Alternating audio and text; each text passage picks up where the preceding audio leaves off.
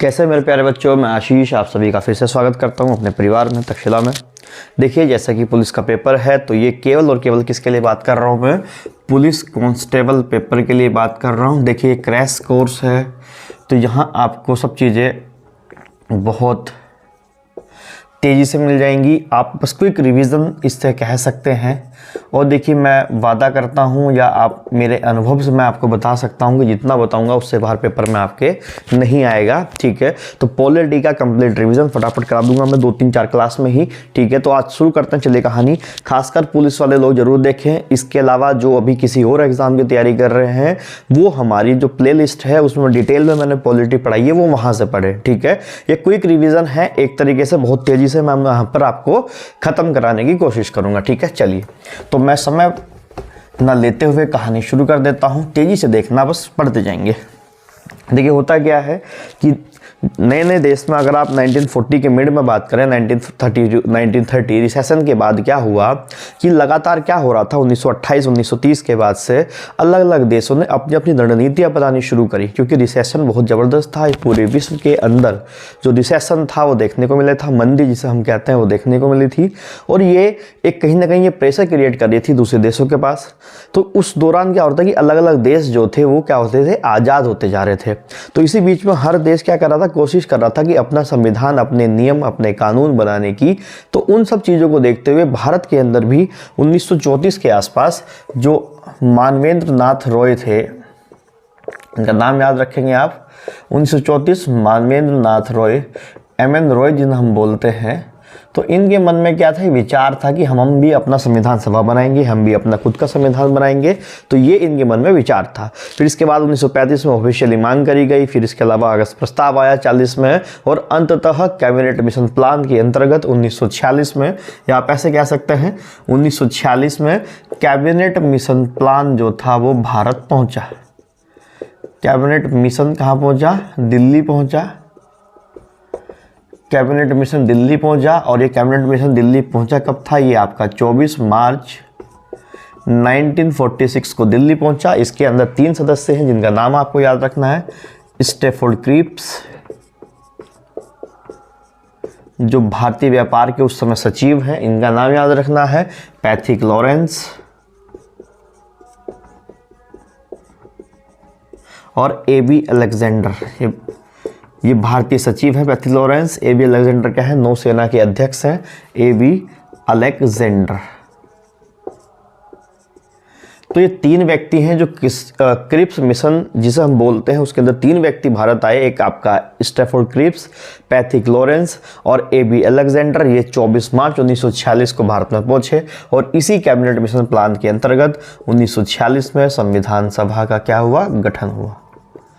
संविधान सभा का गठन हुआ।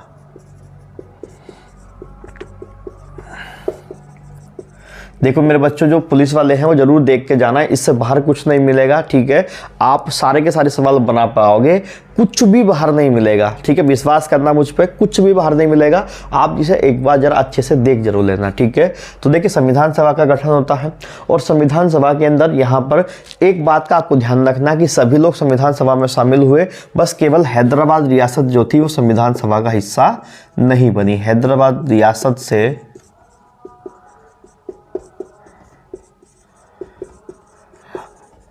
कोई भी सदस्य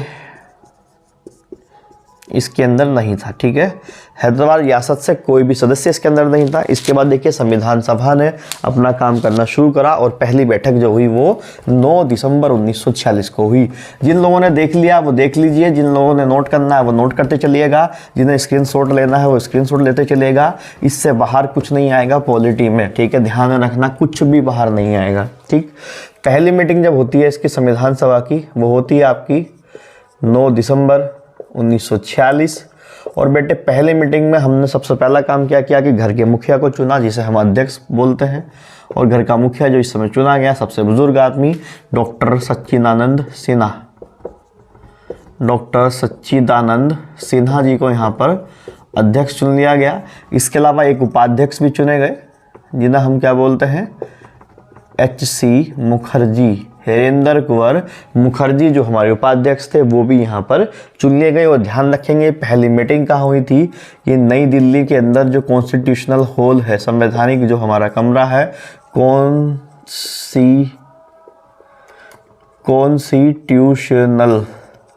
कॉन्स्टिट्यूशनल हॉल के अंदर ये क्या हुई थी, आपकी मीटिंग हुई थी। ये सवाल भी कई बार पेपर में पूछ लिया जाता है, तो ध्यान रखेंगे।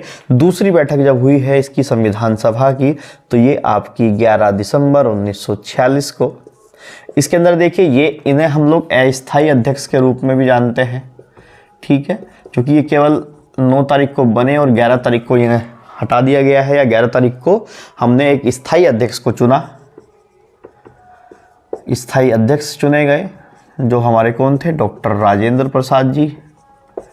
डॉक्टर राजेंद्र प्रसाद जो बाद में चलकर हमारे क्या बनेंगे, आपके राष्ट्रपति बनेंगे, पहले राष्ट्रपति बनेंगे स्वतंत्र भारत के, ठीक है। तो एक स्थायी अध्यक्ष चुनेंगे और उपाध्यक्ष तो हमारे कौन है, एस.सी. मुखर्जी हैं ही। इसके अलावा एक संवैधानिक सलाहकार चुनेंगे जिनका नाम है B.N. राव, बेनेगल नरसिंह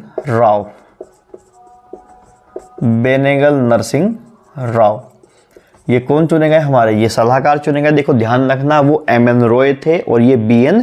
राव है, कंफ्यूज मत करना बिल्कुल भी, ठीक है। इसके अलावा जो तीसरी बैठक होती है संविधान सभा की, वो होती है आपकी 13 दिसंबर 1946।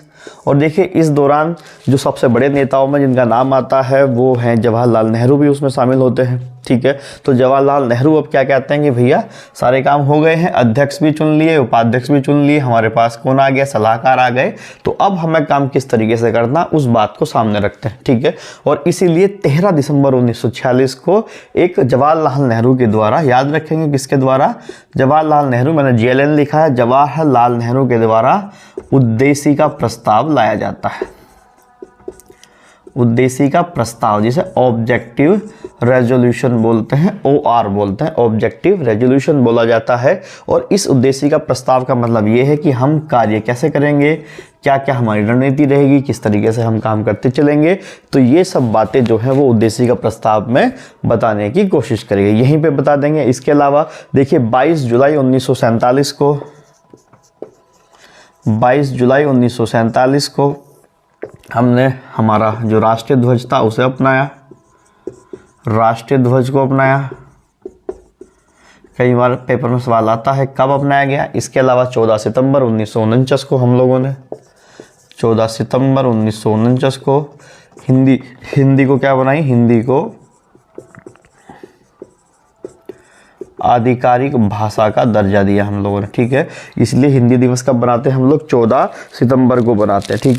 तो 22 जुलाई 1947 को हमने क्या करा, झंडा राष्ट्रीय आपने राष्ट्रीय ध्वज को अपनाया। इसके अलावा 22 तारीख तो आपने देख ली, 14 सितंबर 1949 को हम लोगों ने क्या बनाया, ये 1949 को हमने हिंदी को आधिकारिक भाषा चुना। ध्यान रखना ये 47 में है और ये 49 में, कंफ्यूजन मत करना, ठीक है। इसके अलावा देखिए देश आज़ाद हो जाता है हमारा, 15 अगस्त 1947 को हम आज़ाद हुए और लगभग 2 हफ्ते के बाद हमने सही से काम को करना शुरू करा। देखिए आज़ादी है जिसे हम बहुत दिनों से चाह रहे थे, एक लंबा संघर्ष जिसके पीछे चल रहा था, उसका आनंद या उसकी खुशी तो बनानी अनिवार्य थी, तो इसलिए उसकी खुशी बनाई गई, आनंद लिया गया और लगभग 2 हफ्ते के बाद हम लोगों ने वापस काम पर लौटना शुरू करा। और उसे काम पर लौटते ही हम लोगों ने लगभग, अगर आपसे पूछा जाए तो 29 अगस्त 1947 से क्या करी हमने, कुछ समितियां बनानी शुरू करी जिन्हें हम संवैधानिक समिति बोलते हैं या संविधान की समितियां बोलते हैं। देखिए हालांकि समितियां बहुत सारी होती हैं, लेकिन मैं आपको गिनी चुनी 4 या 5 बताऊंगा और आप देखेंगे कि इन्हीं में से पेपर में आ जाएगा, ठीक है, ध्यान रखेंगे। तो आप सबसे पहले और सबसे इंपॉर्टेंट समिति कौन सी, हमारी प्रारूप समिति, ठीक है, जिसे ड्राफ्टिंग कमेटी बोलते हैं अंग्रेजी में। ये कई बार पूछ लेता है, SEC को पूछ लेता, तो ध्यान रखेंगे। ड्राफ्टिंग कमेटी, या जो इसका काम क्या है, ढांचा तैयार करने का या खाका तैयार करने का काम किसका है, इसी प्रारूप समिति का है। इसके अध्यक्ष आपको याद रखने हैं हमारे बाबा साहब डॉक्टर भीमराव अंबेडकर जी। डॉक्टर भीमराव अंबेडकर जी जो हैं हमारे क्या है, इसके अध्यक्ष हैं। और आपको ध्यान रखना है कि अध्यक्ष के साथ कितने सदस्य, इसमें 7 सदस्य ये आपका समिति हुआ करती थी जिसका काम क्या था, संविधान का खाका या ढांचा तैयार करना, इसका काम हुआ करता था, ध्यान रखिएगा। दूसरी आप याद रखेंगे कार्य संचालन समिति। कार्य संचालन समिति के अध्यक्ष आपको याद रखना है, वो है के.एम. मुंशी, कन्हैयालाल मणिकलाल मुंशी, कन्हैयालाल मणिकलाल मुंशी, जिसे के.एम. मुंशी, मैं के.एम. मुंशी बोलता हूँ। और आप याद रख सकते हैं कि जो पुरानी फिल्में होती थी उसमें कार्य कौन देखता था, कार्य का संचालन कौन किसके द्वारा किया जाता था, वो मुंशियों के द्वारा किया जाता था। इसमें मोस्ट इंपॉर्टेंट समिति है मूल अधिकार समिति। मूल अधिकार समिति में ये आपके वल्लभ भाई पटेल, जो सरदार वल्लभ भाई पटेल जी हैं, सरदार वल्लभ भाई पटेल, ये क्या थे, इसके अध्यक्ष थे मूल अधिकार समिति के। इसके अलावा इसमें मोस्ट इंपोर्टेंट एक और आती है झंडा समिति। झंडा समिति, अब देखो झंडा समिति का ध्यान रख सकते हैं। झंडा समिति के पहले अध्यक्ष जो बनाए थे वो राजेंद्र प्रसाद जी बनाए थे, लेकिन अंततः फिर राजेंद्र प्रसाद जी ने ये पद छोड़ा, तो फिर आपका जे.बी. कृपलानी, ठीक है, जे.बी. कृपलानी, जे.बी. कृपलानी है, जी.बी. कृपलानी है, मैं नाम देख देता हूँ जे.बी. कृपलानी जी का। ये जीवत राम भगवान दास कृपलानी है, ठीक है, जे.बी. कृपलानी है, जीवत राम भगवान दास कृपलानी, ठीक है, ये ध्यान रख सकते हैं। इसके अलावा संघ संविधान संघ शक्ति एक समिति ये है, संघ संविधान संघ शक्ति। और देखिए जहाँ भी संघ की बात होगी वहाँ अध्यक्ष हो जाएंगे हमारे जवाहरलाल नेहरू जी। तो ये आपको 5 समितियाँ आपको ध्यान रखनी है। प्रारूप समिति, उसके अध्यक्ष डॉक्टर भीमराव अंबेडकर साहब, बाबा साहब, जिसमें के अंदर 7 सदस्य थे, आपको सदस्य भी याद रखने हैं तो ध्यान रख लेंगे। इसके अलावा कार्य संचालन समिति कन्हैयालाल मणिकलाल मुंशी साहब, मूल अधिकार समिति के अध्यक्ष सरदार वल्लभ भाई पटेल जी, और झंडा समिति के अध्यक्ष मैंने बताया पहले राजेंद्र प्रसाद जी बने थे और कभी कभी जे.बी. कृपलानी। देखिए मैंने ऐसा क्यों कहा है, देखिए कभी कभी क्या करते हैं ये ऑप्शन में जे.बी. कृपलानी नहीं देंगे ये लोग, ठीक है, केवल राजेंद्र प्रसाद देंगे, तो बच्चे बहुत ज़्यादा कंफ्यूज हो जाते हैं कि यार हम लोगों ने तो जे.बी. कृपलानी पढ़ा है लेकिन इसमें तो कहीं भी नहीं है। तो राजेंद्र प्रसाद जी को पहले बनाया गया था, बाद में उन्हें हटा करके जे.बी. कृपलानी, इन्होंने अपना त्यागपत्र दे दिया था। क्यों? क्योंकि ये संविधान सभा के अध्यक्ष भी हैं, ठीक है, तो ये वहाँ का कामकाज संभाल रहे थे, तो इसीलिए इन्हें जे.बी. कृपलानी को यहाँ पर झंडा समिति का अध्यक्ष बना दिया गया था। इसके अलावा संघ शक्ति संघ संविधान जो है, इसकी समिति के अध्यक्ष हमारे जवाहरलाल नेहरू जी थे, आप याद रख सकते हैं। झंडा समिति में कुल मिलाकर के 6 सदस्य थे और आपका प्रारूप समिति में कितने थे, 7 सदस्य थे। ये बातें आपने जानी, ठीक है। चलिए इसमें आगे बढ़ाता हूं मैं थोड़ा सा और।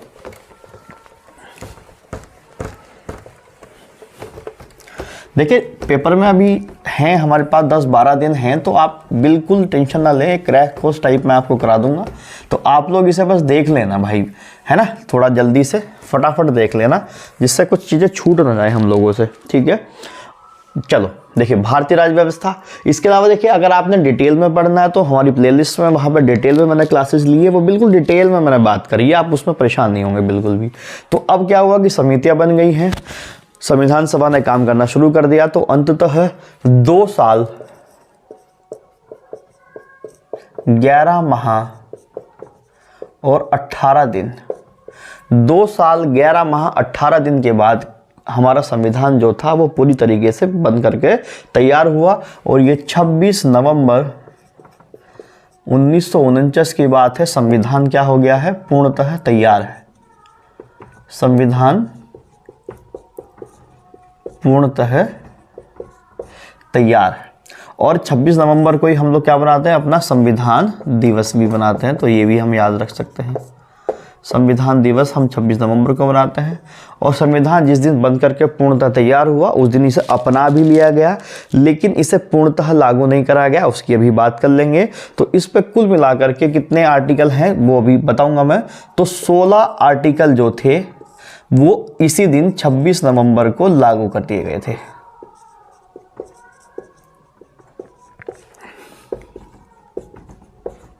ठीक है, पूर्णता नहीं की है, लेकिन 16 आर्टिकल जो हैं वो सारे के सारे यहाँ पे क्या कर दिए गए हैं, वो लागू कर दिए गए हैं। तो आप इस बात को ध्यान में रख सकते हैं। ठीक है, अब बात आती है कि भैया क्यों नहीं करा हम लोगों ने इसे लागू, तो आप ध्यान रखिए हम लोगों ने योजना बनाई कि हम इसे 26 जनवरी को या करेंगे, और 26 जनवरी जब आएगी तो ये वर्ष बदल जाएगा, कितना हो जाएगा 1950 हो जाएगा। उसके पीछे एक कारण है कि देखिए लाहौर के अंदर एक अधिवेशन हुआ था 1929 में, जिसके अध्यक्ष जवाहरलाल नेहरू जी थे।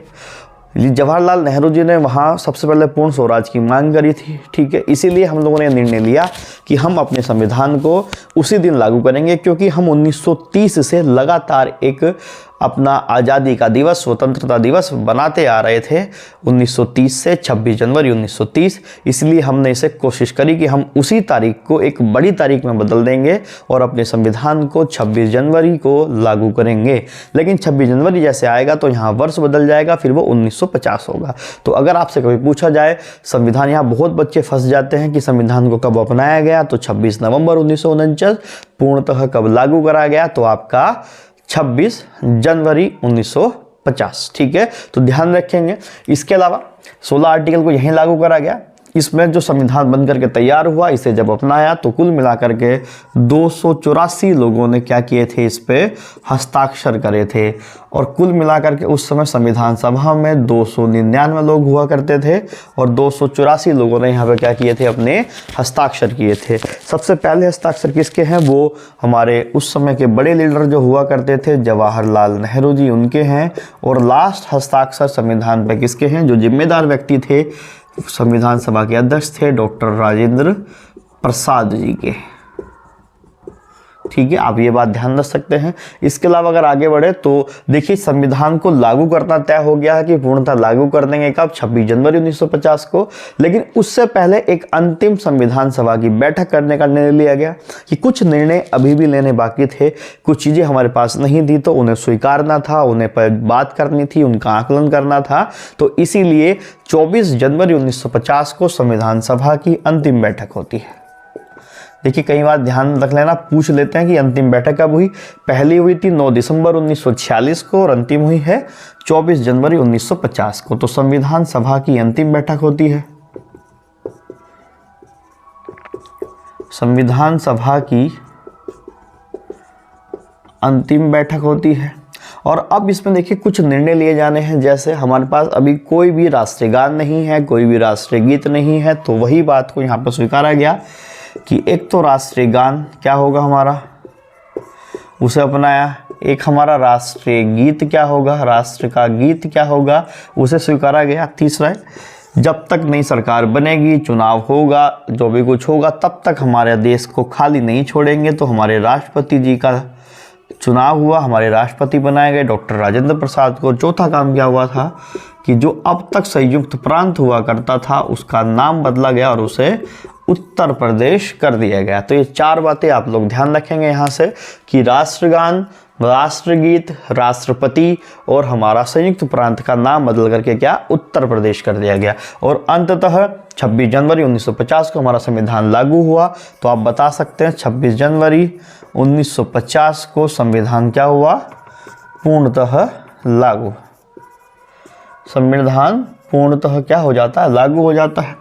और इस संविधान को लागू होने में मैंने बताया कि 2 साल 11 महीने 18 दिन लगे इसे बनने में, और इसमें 11 सत्र बुलाए गए। 165 दिन संविधान सभा ने अपनी बैठकें की, जिसमें से अकेली 114 दिन किसने बैठकें की, प्रारूप समिति ने अकेले 114 दिन यहाँ पर बैठकें की हैं। तो आप ध्यान रख सकते हैं, मोस्ट इम्पोर्टेंट है, ठीक। इसके अलावा देखिए यहाँ पर क्या है, आप जब बताएंगे कि जब संविधान बन करके तैयार हुआ तो इसके अंदर 395 आर्टिकल, अनुच्छेद जिसे हम बोलते हैं। इसके अलावा 8 अनुसूचियां और 12 भाग थे, ठीक है। ये तब हुए जब हमारा मूल संविधान बोलते हैं जिसे, जब संविधान लागू हुआ तो कितने 395 अनुच्छेद, 12 भाग और 8 अनुसूचियां उसमें यहाँ पर लगाई गई थी, ठीक है। तो चलिए आपको ये बात बिल्कुल समझ में आई होगी। मैं थोड़ा सा आगे बढ़ रहा हूँ इसी बात को लेकर के। जिसे स्क्रीनशॉट लेना है वो स्क्रीनशॉट ले लीजिए, जिसे नोट करना है वो नोट कर लो। बाकी एक बार रिविज़न तो सभी के सभी अनिवार्य रूप से करके जाएंगे। देखो इससे बाहर नहीं आएगा, बिल्कुल भी नहीं आएगा, ठीक है। चलिए थोड़ा सा मैं इसमें और देखता हूँ। देखिए ऐसे ही क्लासेस में लेके आ जाऊँगा, कुछ ज्योग्राफी में भी लेके आऊँगा, कुछ हिस्ट्री में भी लेके आ जाऊँगा, इकोनॉमी में भी आ जाऊँगा, तो आप लोग ज़रूर देख लेंगे भाई, ठीक है। देखिए अब देखिए इंपॉर्टेंट सोर्स हैं कई बार कि हमारे संविधान में कहाँ से क्या क्या लिया गया है। देखो ध्यान रखिए, सबसे ज़्यादा प्रभाव जो हमारे संविधान पे है तो वो तो है, देखो भारत सरकार अधिनियम आया था बेटा, जिसके चक्कर में बहुत लफड़े हुए हैं। भारत सरकार अधिनियम 1935। देखो अभी यहाँ डिटेल में बात करने की अनुमति नहीं है, क्योंकि समय हमारे पास इतना नहीं है कि हम डिटेल में चर्चा कर पाएँ, तो बहुत लंबी चीज़ें हो जाएंगी। तो हाँ ये है कि हम मोटा मोटे तौर पे देख सकते हैं। देखिए ये कहानी क्या है, ये कहानी शुरू होती है 1927 से, जब साइमन कमीशन बना था। तो साइमन कमीशन के बनने के बाद उसे जिम्मेदारी सौंपी गई कि आप भारतीय लोगों के जो अधिकार हैं, संवैधानिक अधिकार हैं, आप उनका आकलन करिए और उन अधिकारों को हमें बताइए कि क्या क्या उन्हें देने चाहिए। किसने? ब्रिटिश गवर्नमेंट ने। तो साइमन कमीशन यहाँ भारत आता है 1928 में और उनके अधिकारों के लिए काम करना शुरू करता है। इसी बीच में देखिए भारतीय जो बड़े लीडर हैं वो अपनी तरफ से क्या क्या कानून होने चाहिए, क्या क्या अधिकार भारतीय लोगों को मिलने चाहिए वो बताते हैं, जिसमें आपने नेहरू रिपोर्ट आपने देखी, आपने मोहम्मद अली जिन्ना का 14 सूत्रीय फॉर्मूला देखा, इसके अलावा महात्मा गांधी की 11 सूत्रीय रिपोर्ट आपने देखी, और भी बहुत सारे लोग हैं जिन्होंने अपने अपने नियम या कानून यहाँ पर बताए थे। ठीक उसी बीच में जो आपका साइमन कमीशन है, साइमन कमीशन ने अपनी रिपोर्ट जारी करी 1930 में, और अगर किसी को समस्या है तो उस समस्या का निवारण के लिए गोलमेज सम्मेलनों का आयोजन करा गया आपके लंदन में, पहला 30, दूसरा 31, तीसरा 32, और अगर उससे भी कोई निर्णय जब नहीं निकल करके आया तो अंततः भारत सरकार अधिनियम 1935 को पारित कर दिया गया और ये भारत में 1937 से लागू हो गया है। ठीक है, तो यहीं से कहानी शुरू होती है। तो आप लोग जरा ढंग से देखें तो सबसे ज़्यादा प्रभाव जो है लगभग कितना 75% प्रभाव भारतीय संविधान पर किसका है? वो भारत सरकार अधिनियम 1935 का है, जो किसका है? ब्रिटेन का है बेसिकली। तो मैं ये कह सकता हूँ कि सबसे ज़्यादा प्रभाव अगर किसी देश का भारतीय संविधान पर देखने को मिलता है तो वो ब्रिटेन है। इसके अलावा देखिए कुल मिलाकर के 10 देश अगर हम देखेंगे तो उनसे कुछ ना कुछ हम लोगों ने लिया है। चलिए शुरू करते हैं। पहला देश हमारा ब्रिटेन ही है। ऐसे तो ब्रिटेन से हमने लगभग सब कुछ ही ले लिया है, 75% तो ब्रिटेन का है ही। भारत सरकार अधिनियम ब्रिटेन ने ही पारित किया था तो ये वहाँ से है ही। लेकिन इसके अलावा आप जो ध्यान रख सकते हैं वो पहली बात ब्रिटेन से संसदात्मक प्रणाली हमने ली। संसदात्मक प्रणाली जिसे हम द्विसदनात्मक बोलते हैं। ये कैसी है हमारे यहाँ? द्विसदनात्मक, मतलब हमारे यहाँ 2 सदन हैं, उनके यहाँ भी 2 सदन हैं। House of Royals and house of Commons, ये उनके यहाँ है, ये हमारे यहाँ है। द्विसदनात्मक जिसे आप राज्यसभा और लोकसभा के नाम से जानते हैं। तो एक तो हमने ये लिया। दूसरी बात हमने कानून का राज कहाँ से लिया? कानून का राज ब्रिटेन से लिया। एकल नागरिकता हमने कहाँ से ली? ये भी हमने यहीं से ली। चुनाव आयोग हमने कहाँ से लिया? ये हमने यहीं से लिया। कैग हमने कहाँ से लिया? ठीक है, महालेखा निरीक्षक ये हमने कहाँ से लिया? कैग भी वहीं से लिया। तो ये सब चीज़ें आप लोग ध्यान रखेंगे कहाँ से ली? हमने ब्रिटेन से ली है। इसके बाद देखिए दूसरा देश हमारा जहाँ पे है वो है यूएसए। देखिए यूएसए से मैं आपसे बात करूँ तो अधिकतर जितने भी आपके न्याय संबंधी बातें होंगी वो यूएस से चली जाएंगी। तो हमने न्यायिक समीक्षा कहाँ की देन है? यहाँ की देन है। PIL जो देन है वो यहीं की देन है, जिसे हम लोग क्या बोलते हैं? पब्लिक इंटरेस्ट लिटिगेशन, जनहित याचिका बोलते हैं। ठीक है, इसके अलावा सर्वोच्च सेना का मतलब सर्वोच्च सेनापति कौन होंगे? हमारे राष्ट्रपति महोदय होंगे। ये बात भी हमने कहाँ से ली है? आपकी अमेरिका से ली है। इसके अलावा हमारा मौलिक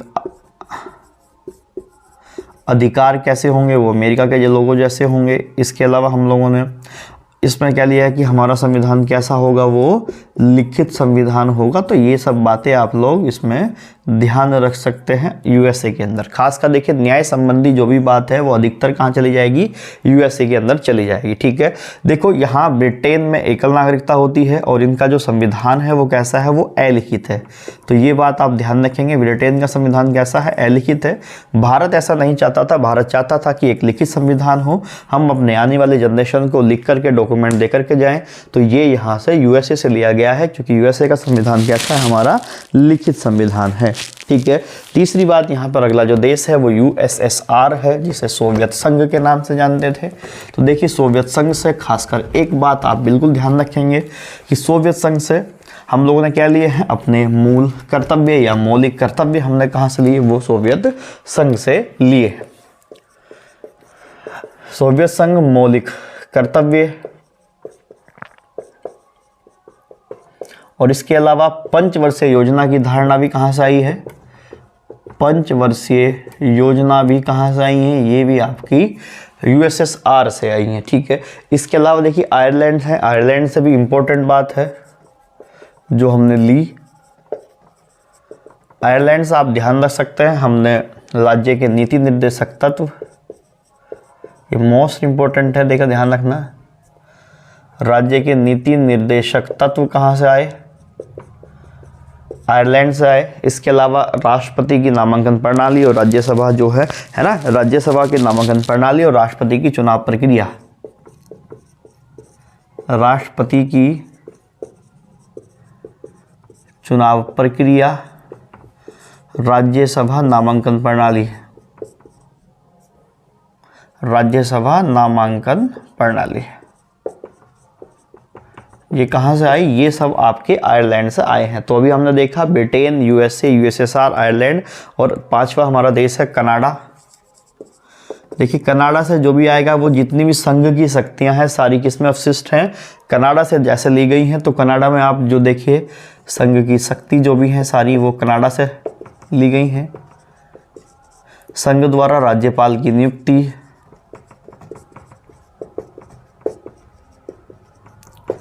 संघ सूची, राज्य सूची,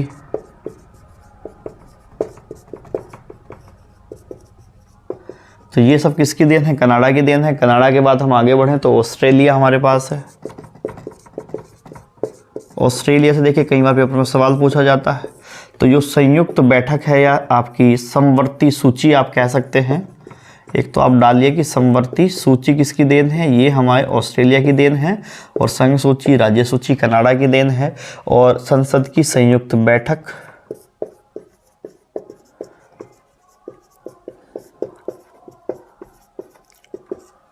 ठीक है, ये कहाँ से आएगा, आपका ऑस्ट्रेलिया से आएगा। देखिए कुछ लोग परेशान हो रहे होंगे कि सर प्रस्तावना कहाँ से कैसे, देखिए प्रस्तावना इसके बाद 2 मिनट में ख़त्म कर दूंगा, आप प्रस्तावना इसके बाद देखेंगे, पहले ये सब देश देख लेते हैं। ठीक है। इसके बाद आता है जर्मनी। प्रस्तावना की बात मैं भी बताऊंगा आप लोगों को। जर्मनी,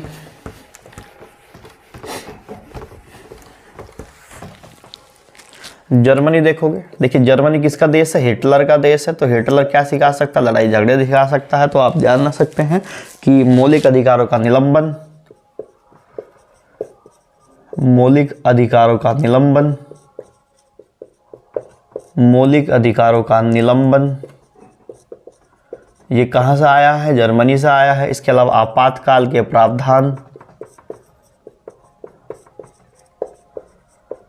ठीक है, ये सब कहाँ से आए हैं, जर्मनी से आए हैं। देखिए नोट करके एक बात डाल रहा हूँ, पेपर में पूछ लिया था एक बार, सब बच्चे घूम गए थे कि पूछा गया था कि आपातकाल के उपबंध कहाँ से लिए गए हैं, और ऑप्शन में जर्मनी नहीं था। ठीक है, क्या था, भारत सरकार अधिनियम 1935। तो आप ध्यान रख सकते हैं कि कुछ जो आपके उपबंध हैं वो इसके आपके आपातकाल के वो कहाँ से लिए गए हैं, मौलिक अधिकार, ये भारत सरकार अधिनियम 1935 से आए हैं। तो मैं लिख देता हूँ, कुछ आपातकाल उपबंध, कुछ आपातकाल उपबंध भारत सरकार अधिनियम 1935 से आए हैं। भारत सरकार अधिनियम 1935 से लिए गए हैं। अगला हमारा देश है दक्षिण अफ्रीका, आई थिंक 8वां होगा। देखिए दक्षिण अफ्रीका पे बहुत ज़्यादा अत्याचार हुए हैं, उन्हें बार बार अपने संविधान को संशोधित करने की आवश्यकता होती थी। तो संविधान संशोधन की प्रक्रिया, संविधान संशोधन की प्रक्रिया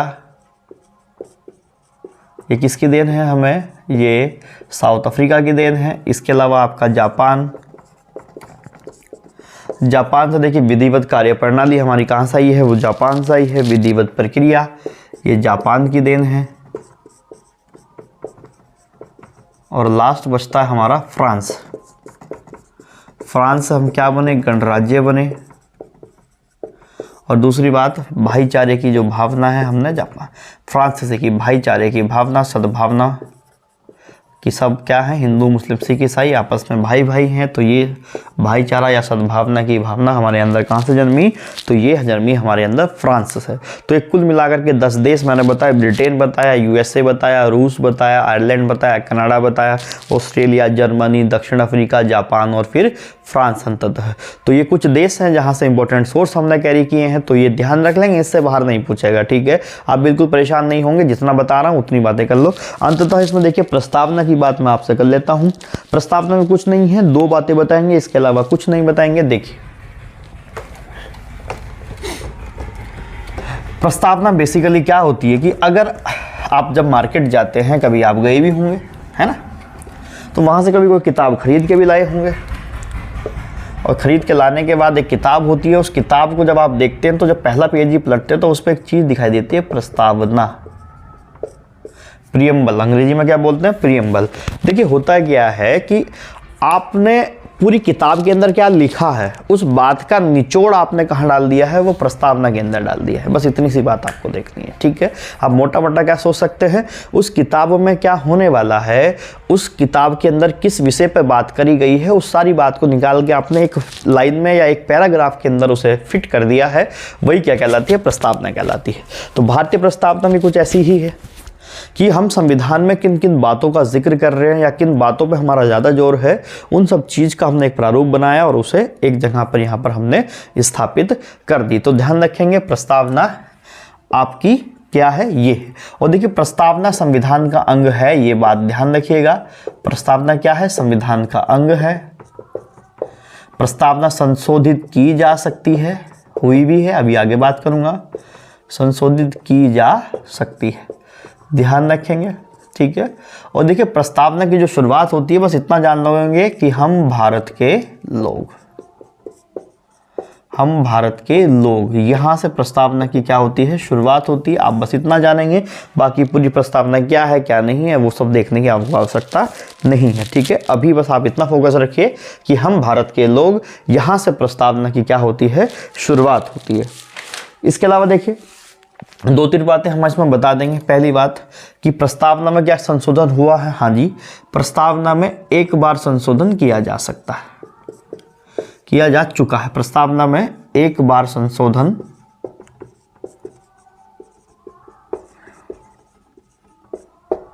किया गया है। अब बात आती है कि कब हुआ है, तो देखिए 42वां जो संविधान संशोधन हुआ था, उस 42वें संविधान संशोधन में जो 1976 में कराया गया था, तब इसमें संशोधन हुआ है। एक बार संशोधन हुआ है, नंबर कौन सा है, 42वां संविधान संशोधन, जो कब किया गया था बच्चे, वो 1976 में करा गया था, ठीक है। और इसके अंदर क्या हुआ था कि प्रस्तावना में 3 शब्द जोड़े गए थे, पंथ निरपेक्ष, समाजवाद और एक शब्द और था, अखंडता। 3 शब्द यहां जोड़े गए थे, पंथ निरपेक्ष या धर्मनिरपेक्ष, एक शब्द था समाजवाद और एक शब्द था अखंडता। ये 3 शब्द यहां पर जोड़े गए थे प्रस्तावना के अंदर। देखिए प्रस्तावना कहाँ से आई, जो उद्देश्य का प्रस्ताव रखा गया था, याद करिए, जवाहरलाल नेहरू के द्वारा आपकी तीसरी जो बैठक थी, जो 13 दिसंबर 1946 को हुई थी संविधान सभा की तीसरी बैठक के अंदर, वही उद्देश्य का प्रस्ताव बाद में किस नाम से जाना गया, उसी में कुछ परिवर्तन करे गए और उसी को ही हम आज किस नाम से जानते हैं, प्रस्तावना के नाम से जानते हैं। और देखिए प्रस्तावना में आप बड़े परेशान हो रहे होंगे कि प्रस्तावना की धारणा कहाँ से ली गई है, तो ध्यान रखना प्रस्तावना की धारणा कहाँ से ली गई है, अमेरिका से ली गई है।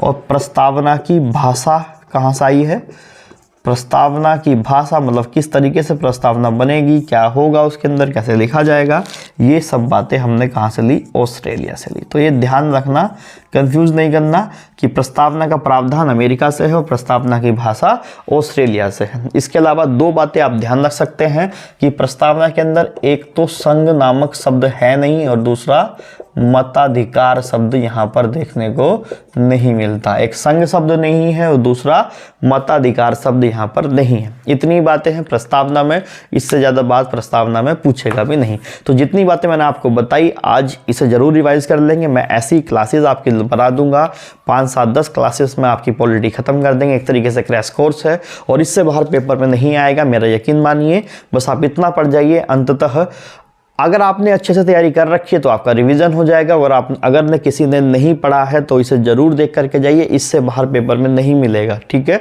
तो चलिए अगली क्लास में आपसे फिर मुलाकात होगी, इससे आगे बढ़ाऊंगा। ठीक है, फटाफट जो जो चीज़ें हैं पेपर में, खासकर पहले सिलेबस को कवर कर देंगे और उसके अलावा जो महत्वपूर्ण चीज़ें हो सकती हैं पॉलिटी की, उन्हें मैं यहाँ पर डाल दूंगा। और आप देखेंगे जब आप पेपर देने जाएंगे पुलिस का 18 दिसंबर को, तो इससे बाहर पेपर में सवाल आपको नहीं मिलेगा। ठीक है, तो चलिए मेहनत करिए, खुद को आगे बढ़ाइए और अपने लक्ष्यों को या अपने हौसलों को कह दीजिए, उड़ान दीजिए। मिलते हैं चलिए अगली क्लास में, तब तक के लिए जय हिंद।